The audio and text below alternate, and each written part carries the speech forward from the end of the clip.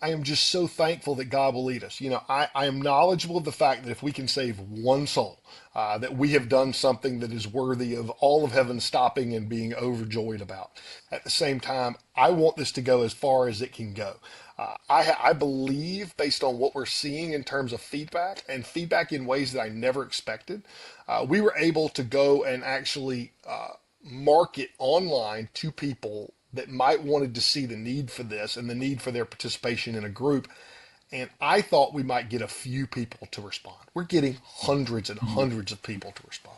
We're now in more than 26 states. We're now in more than half of Canada. We're now in more than 5 countries around the world. It's exploding. Well, good morning, everyone. Welcome to another episode of Up Next. And today, for the very first time, but even though you have invited me on your podcast, so I am honored to talk with Paul Amos. How are you?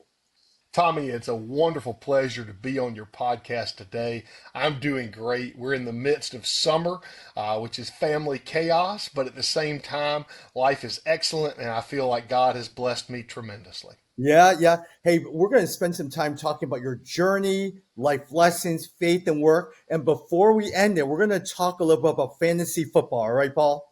That sounds great. I need some help. I compete with my boys, which is one of my favorite things in the whole world. Yeah. My three boys and I have a four-man league, and there's a lot of bragging rights that goes on. But Dad is the current champion, and I am letting my boys know that in a big way.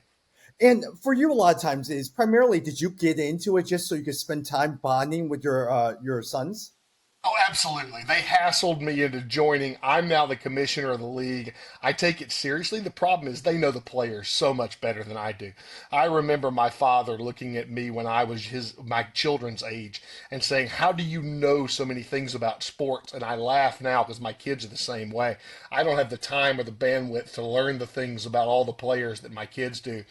And then I have one of my boys who plays college football, which means his understanding of the game is Yeah. entirely different. Yeah. And so there's some advantages and disadvantages to both. Sometimes being blind and not knowing as much is helpful too. We have a lot of fun with it. Yeah. Where is your son playing college football at, Paul?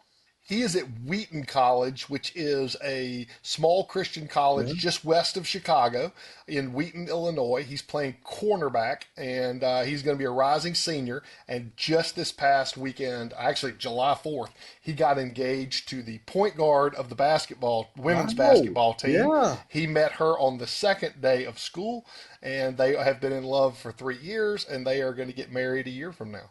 Wow. Point guard and cornerback. Wow. Whoever, when they have kids, they're going to do volleyball, they're going to do basketball, they're going to do all these things. They're going to be fast, I can promise you that. Paul, for you, a lot of times, if I look, you're the founder of the Redeem, you're the director of Covey Equity, you were president of Aflac for a long time. Walk me through your work history. Sure. I grew up indoctrinated into the world of Aflac. My grandfather and his two brothers started the company in 1955, and I kind of was. It was a part of our everyday lives. I mean, Sunday lunch after church was basically dictated in some ways by how the weekly performance of Aflac had gone. And the better the week had gone, the more jovial lunch was, and the worse it had gone, the more the conversation was tense. And you can feel that. I mean, my father, who took over as CEO at a very young age because of my great uncle's passing in August 13th, 1990. He took over and he's been CEO now for 35 years. Mm. I kind of grew up idolizing that. I grew up thinking I wanted to do that. I spent my time and my education trying to do the things that I thought would best benefit that. And I think, Tommy, I had real tunnel vision. I went to law school and business school after undergraduate.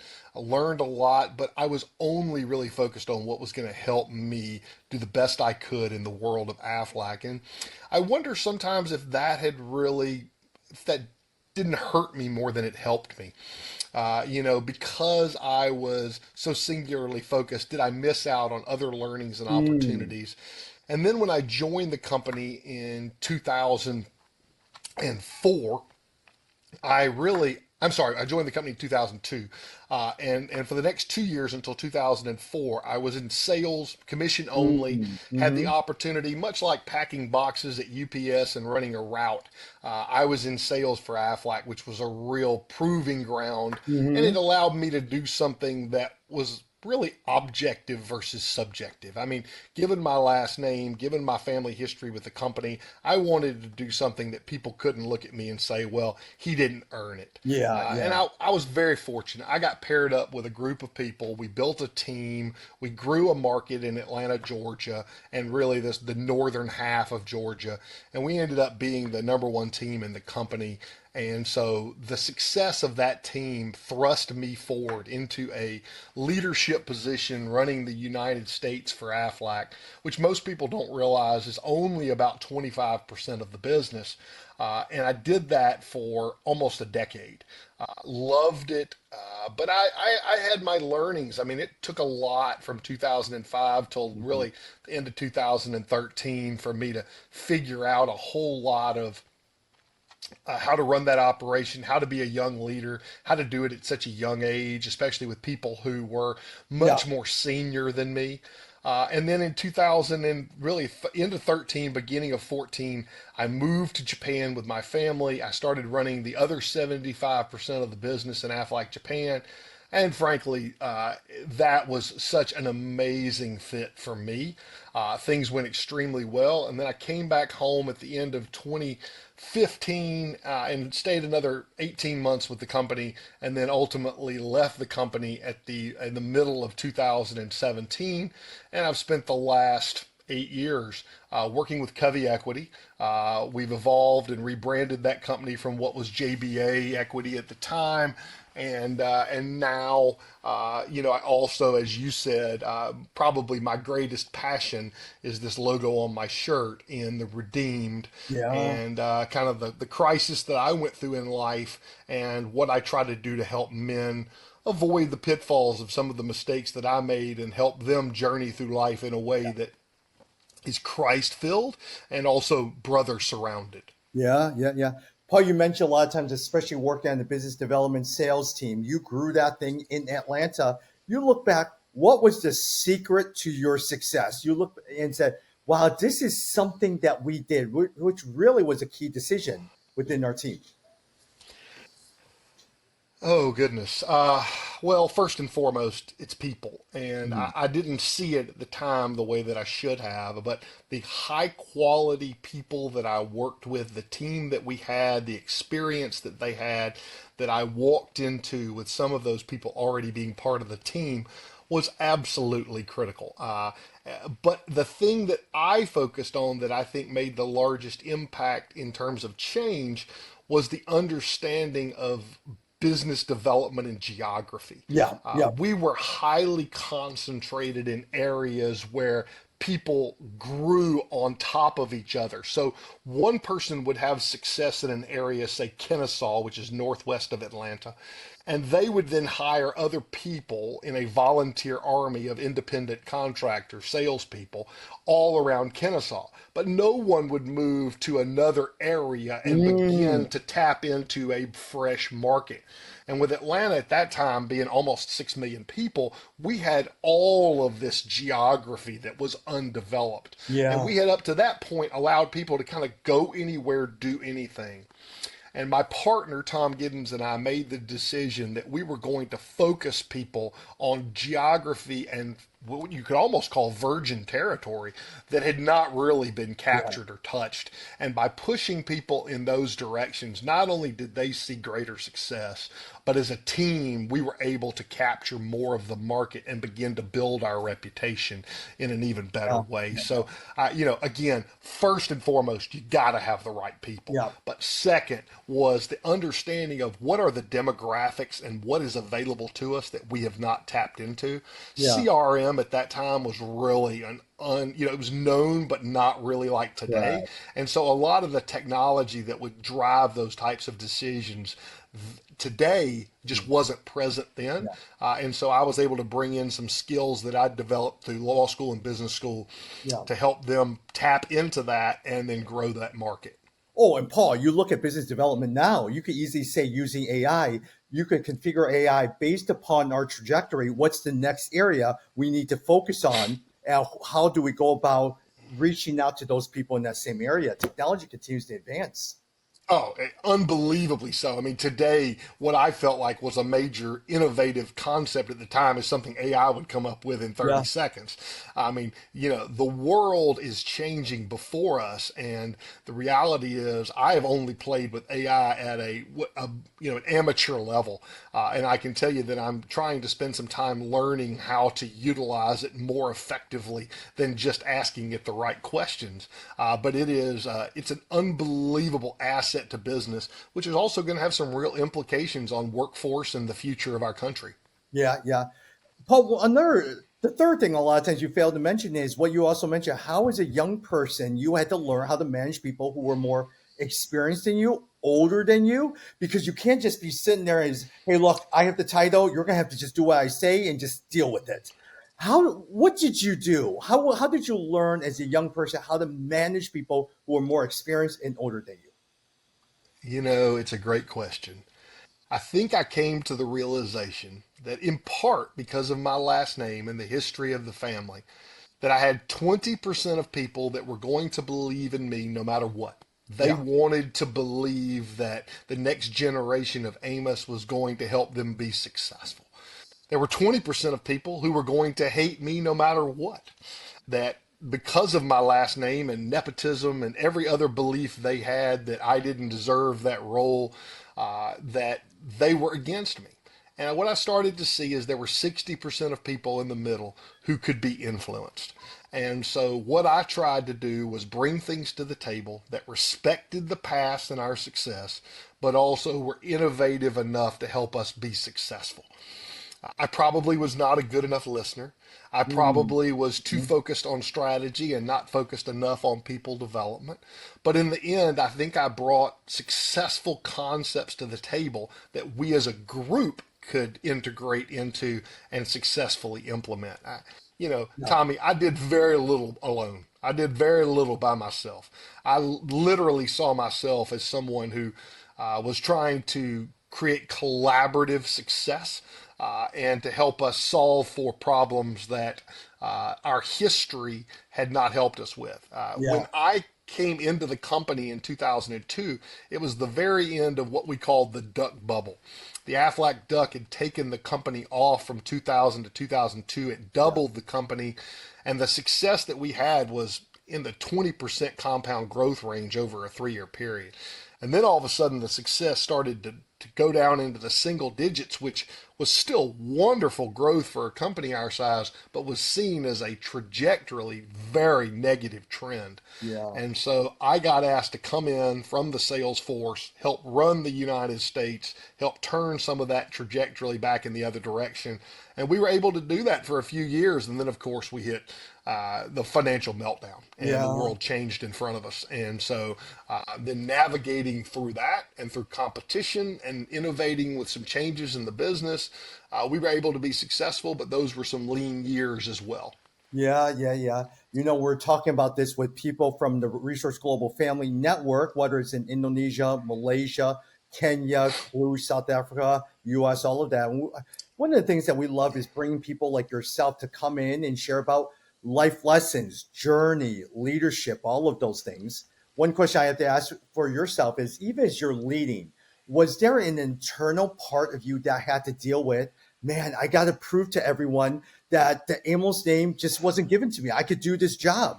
And how did you deal with some of the insecurities, if any, that you had to deal with in the early days of leading?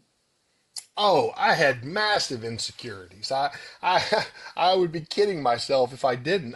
I felt like I had something to prove every day of my life. I mean, I'll be completely candid with you. I would set my alarm to go to the gym at 5:30 in the morning, but I would get up at 4:45 just so I could send emails before 5 a.m. so that people would see that in their Yeah, inbox. Now, I realize today that's something that people shy away from doing, and we even have the ability to hold emails until later in the morning so it doesn't make people feel pressured.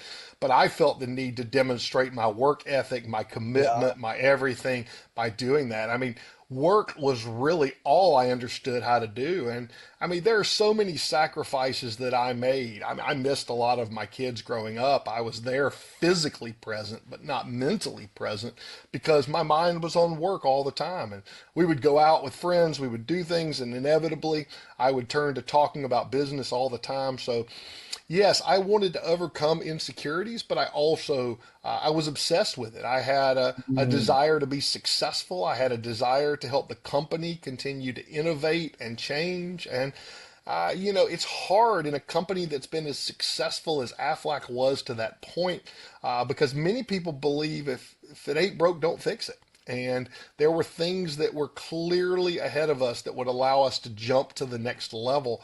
And I spent a lot of my time and a lot of frustrating years trying to convince people that change was necessary and had to happen. And I was not successful at times. And I think there were approaches I could have taken that would have been much better. And I reflect on that often. But at the same time, I think the substance of what I was trying to communicate was the right thing. I think sometimes my immaturity as a leader Yeah. failed me in being able to persuade people to do that.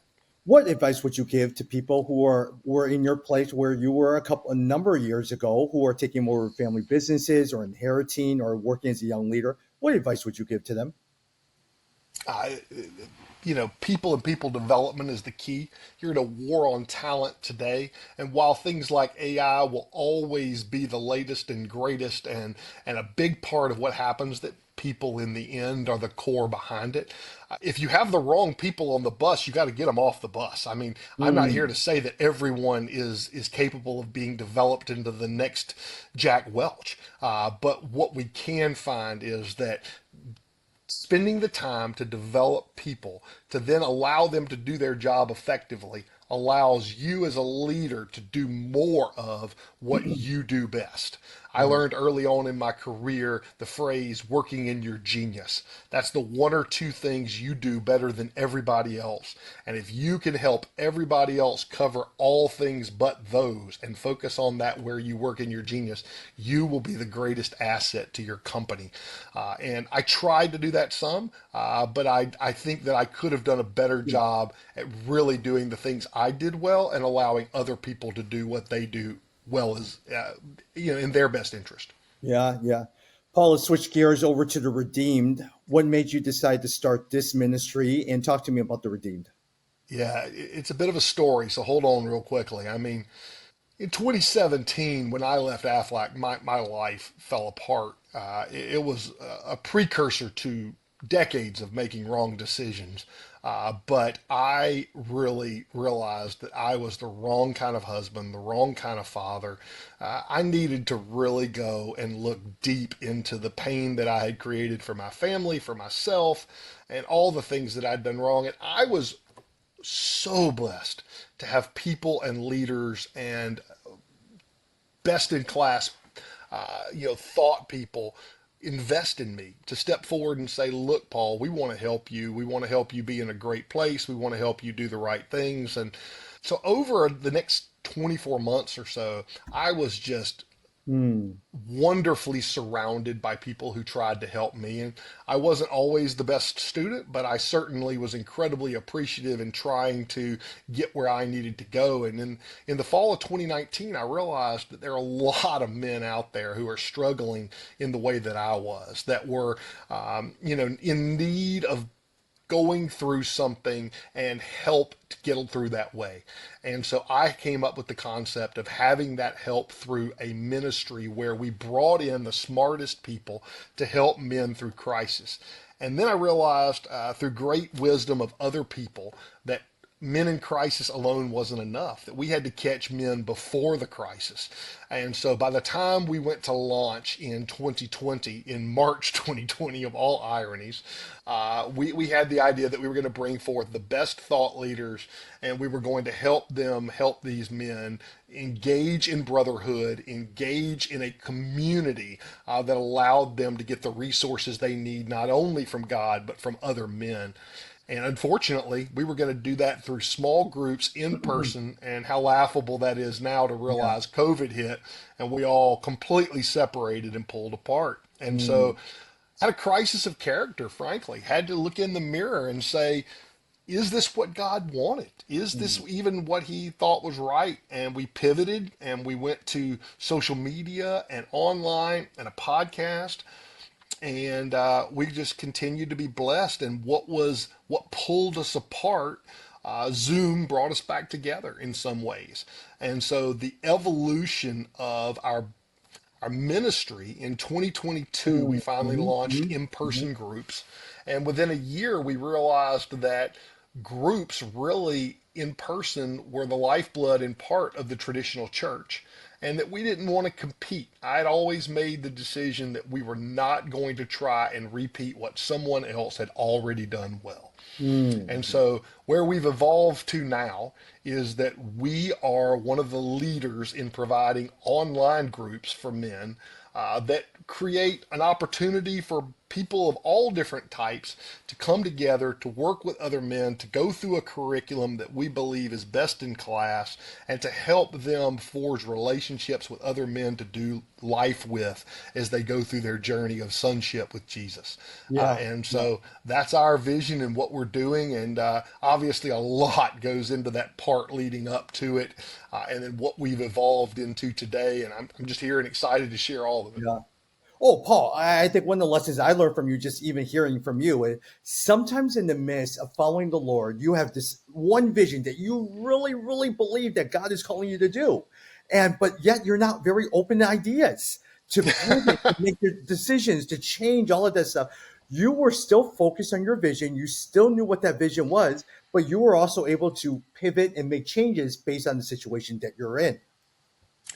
Yeah, I mean, I'm not one to say that God sent me a memo and that He told me what we were supposed to do. I just felt compelled that what I had been given, because I was so blessed with both the financial resources as well as the relationships to have those things available to me.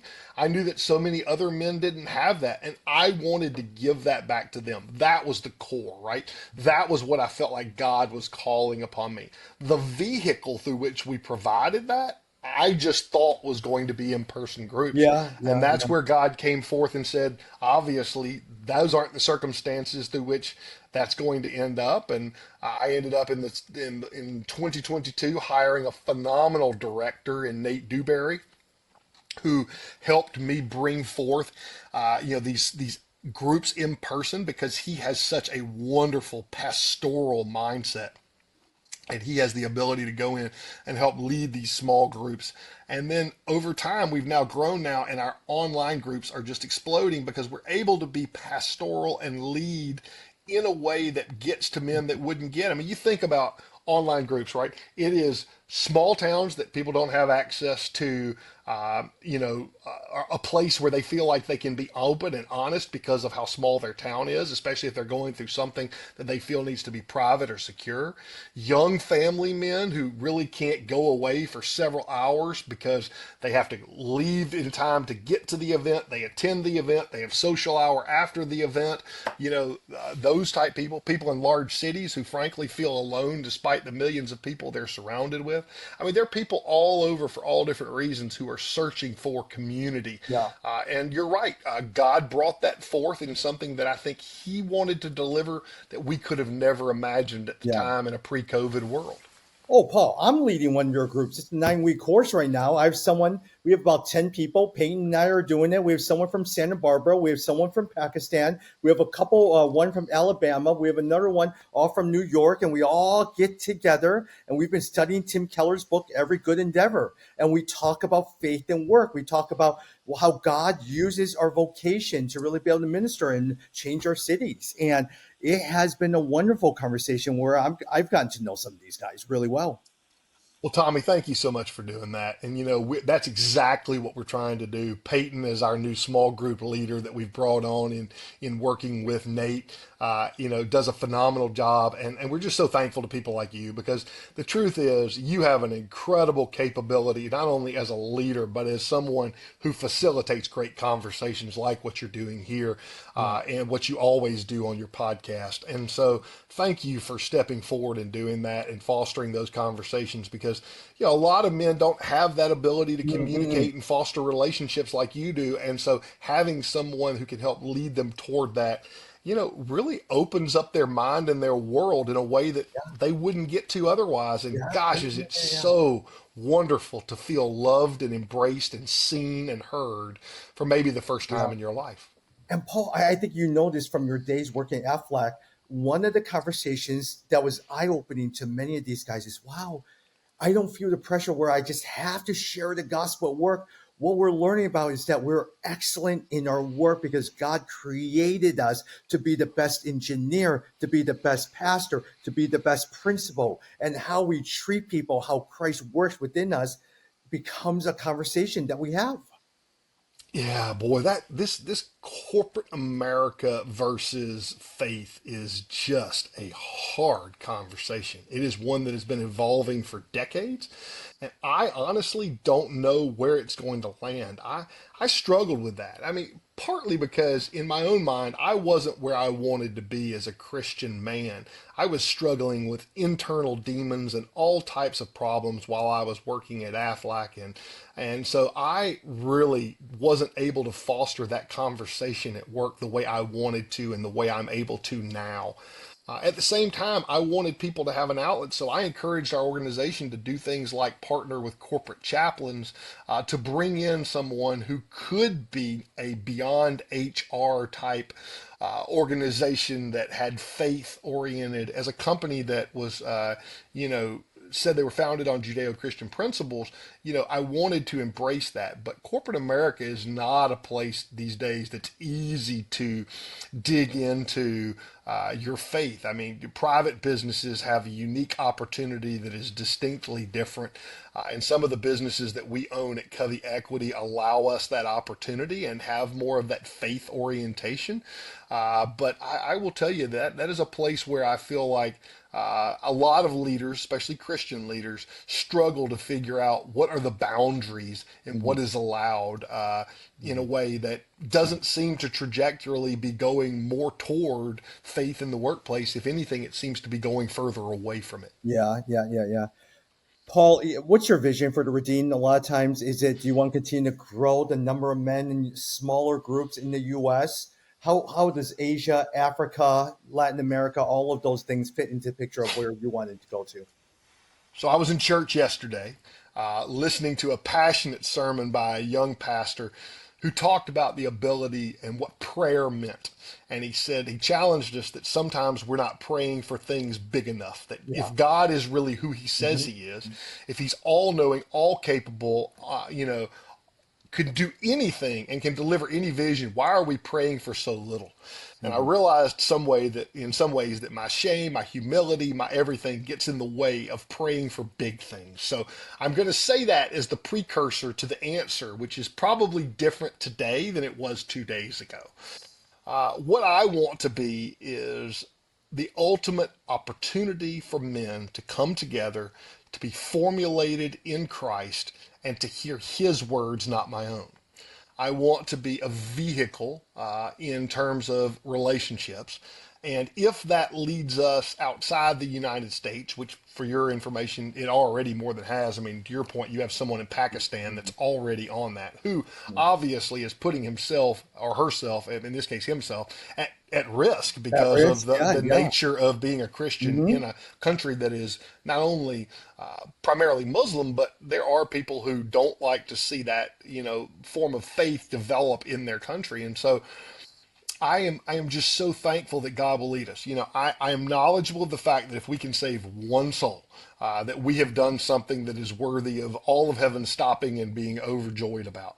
At the same time, I want this to go as far as it can go. I believe, based on what we're seeing in terms of feedback and feedback in ways that I never expected, we were able to go and actually market online to people that might wanted to see the need for this and the need for their participation in a group. And I thought we might get a few people to respond. We're getting hundreds and hundreds of people to respond. We're now in more than 26 states. We're now in more than half of Canada. We're now in more than 5 countries around the world. It's exploding, Tommy. And so I don't know where it ends, but I know that I'm at a place with Nate and Peyton and our other leadership as a part with our board of directors that we're going to have to either lean in and take a major risk and see this really grow, or we're going to potentially see ourselves get overrun with growth that we miss out Yeah, on. yeah, yeah. And I believe that God has afforded us the opportunity to lean in and to bet ahead of time that we can really see this grow. And that's what I hope for. We're going to start hiring some additional people this year in hopes of real growth again in 2026 and then an explosion in 27. We're going to bring some things in house that we currently have outsourced. And we're just going to also cut back on a few things that we're doing today that aren't necessarily core. When we started, we had a bit of a shotgun approach. We were doing multiple things. We not only had small groups in person, we had huddles, we had all of these different things we were doing. We were putting up writings online. We've obviously been doing our podcast for almost 5 years now. There are a lot of things we're doing, and we want to focus on what really is core to our mission. And I think it's honestly our podcast and Yeah, our online small yeah, groups, yeah. and then putting all of our time and attention toward developing and growing those. Yeah. Because Paul, one of the things I love about your small group motto is you don't feel like you just signed up and now you're kind of being in this group for years and years and years.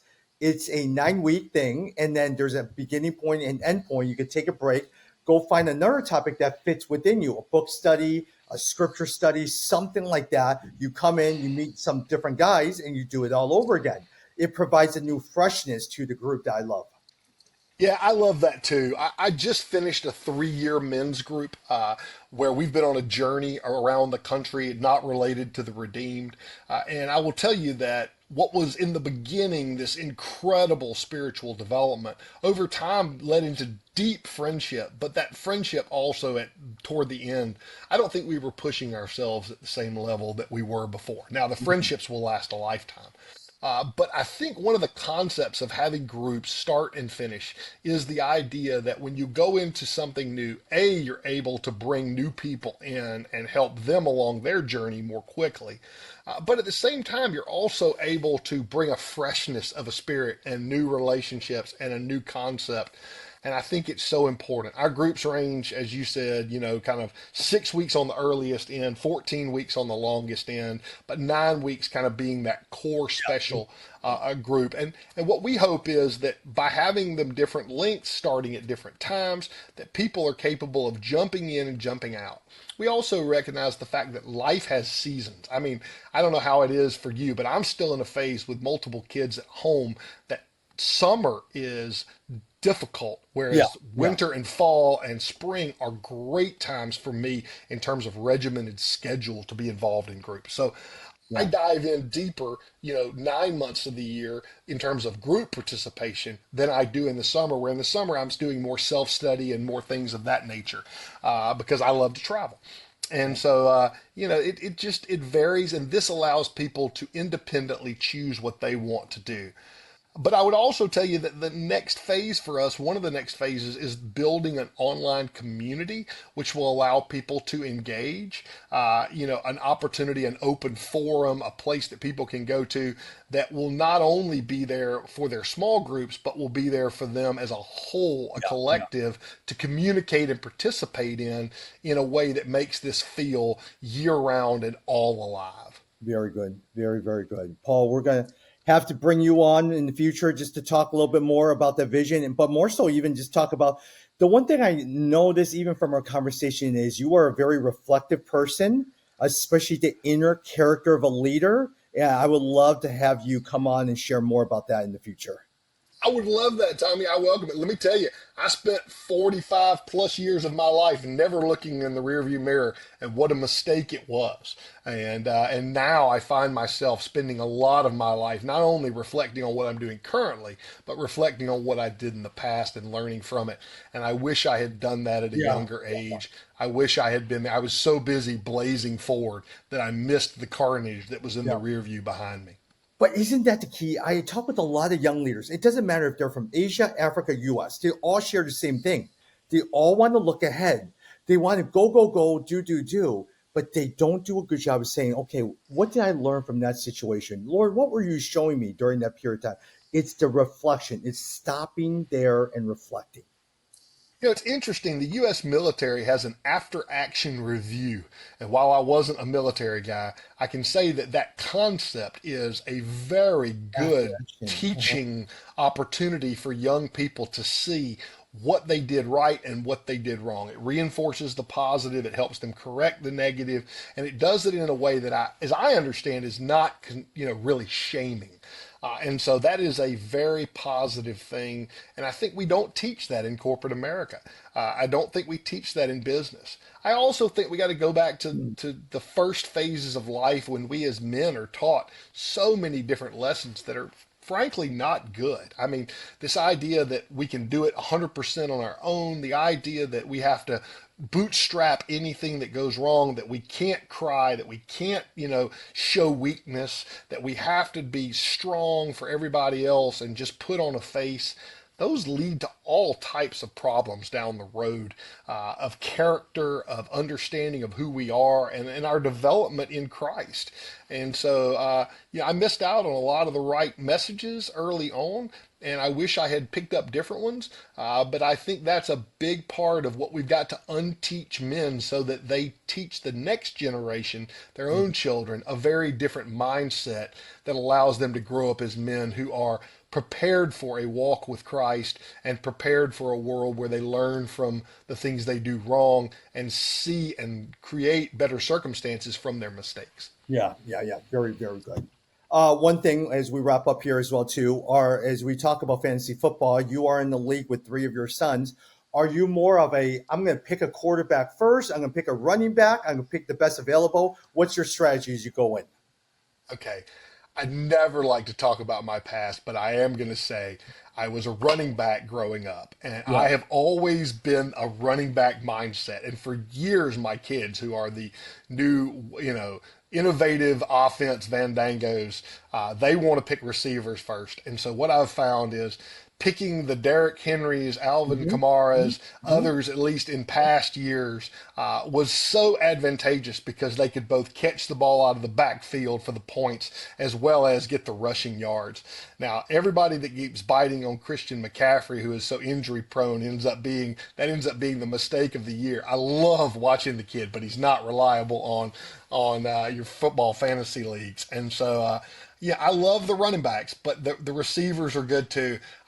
I will say that taking great quarterbacks has not proven for me to be Yeah. the best way. No. But in a four-man league, everybody gets great players. So Yeah, yeah, it's yeah, yeah. not a matter of like it is in a 12 or 14-man league where you're having to hope for one or two players at the bottom to even score. You've Yeah. got to score and score well in our league. So it's a different level. I mean, somebody putting up between 160 and 200 points in a week happens. And so Yeah. that's very different than most fantasy leagues. And the thing is, especially with the quarterbacks, you could wait for someone like a Joe Burrow, who is Jamar Chase or Tyler Boyd. And so a lot of times I would love a Joe Burrow every single time. And in terms of running backs, a lot of times is even though Christian McCaffrey isn't there, there is a B. John Robinson, there is a Ashton Genty, there's all of these Derrick Henry, all of them would be great running backs. Well, I'm also slanted by one more thing. I won't pick players that don't have a character that I can respect. And Mm, so if I can't pull for the player on the field, I don't choose them as a part of my fantasy team, which I know there are some players out there that are very, very good yeah. point earners, but not great at the Mm, moral character side. And so I've also had some home runs though because I picked Brock Bowers last year as a yes. rookie. As a Georgia fan, diehard and true for football, I picked Brock out of more allegiance than I did out of wisdom, and it turned out, of course, to be Yeah. such Yeah. a wonderful situation to have. And so he'll be harder to draft this year. He'll be earlier in the draft, but there's some great players out there, Yeah. and you can find a lot of gold mines. I think Ashton Genty, to your point, Yeah. is going to be another big winner for the Raiders. Yeah. Paul, is there, as we wrap up as well, too, is there a player that you're just eyeing? You may have not done your homework just yet, that is kind of below the radar, like a Bucky Irving or Brian Thomas, that you're kind of looking and says, man, pay attention to this person because they're going to be good this year. Um, I think that the quarterback nobody appreciates because I think of his high quality and character. In the second half of the season, somebody's going to pick up Kirk Cousins once he gets traded from the Mm, Falcons, and he's going to end up scoring a lot of points for some team who ends up with an injured quarterback. And so if I was going to keep three quarterbacks on my team at least midway through the season, I'd throw him in there with the fact that he could be a 20 plus point scorer every week. But the other guy that I love, and I know he's already out there and already doing well, is Baker Mayfield because I love to see him with the turnaround story. My son, who is one of the world's biggest Cleveland Browns fans, and how you're a Cleveland Browns fan, I just don't understand. We pulled for Baker in a big way, and then obviously mm, that situation went mhm. south, and he and Nick Chubb together were two Yeah, amazing yeah, guys, yeah, yeah, both yeah, now yeah. gone from Cleveland. And Yeah. I hope Chubb does well at the He's, yeah. Houston Texans. Hmm. And Hmm. but we'll see. But there are a lot of great guys out there. I have never been the perfect person to predict, but I certainly pull for all the stories, and I love the ones that are the comeback and success guys. Yeah, yeah. You're even looking at young players like Marvin Harrison Jr. All of that I think would be very, very good for this year. He's a talent. He is a real talent. I don't even think what he did in Arizona last year was near what we're going to see him do in the years to come. Yeah. Paul, for if people want to follow up with you, more information, social media, LinkedIn or website, where can they find you at? Sure. TheRedeemed.com. First of all, check out our website, sign up for our newsletter. It gets you all the information. You can find me, Paul Amos, on LinkedIn. Look me up as the founder of The Redeemed, is what I put as my headline these days. But more than anything, I want to thank you, Tommy, for the opportunity to come on here today, to be a part of this, to share a little bit, to tell a little bit about how God has redeemed me from being a man who was completely lost to a man who is trying now to live a very different second half of life than the first half of the one I lived. Very good. Thank you so much, Paul. Yeah. Thank We'll you, talk soon. Tommy.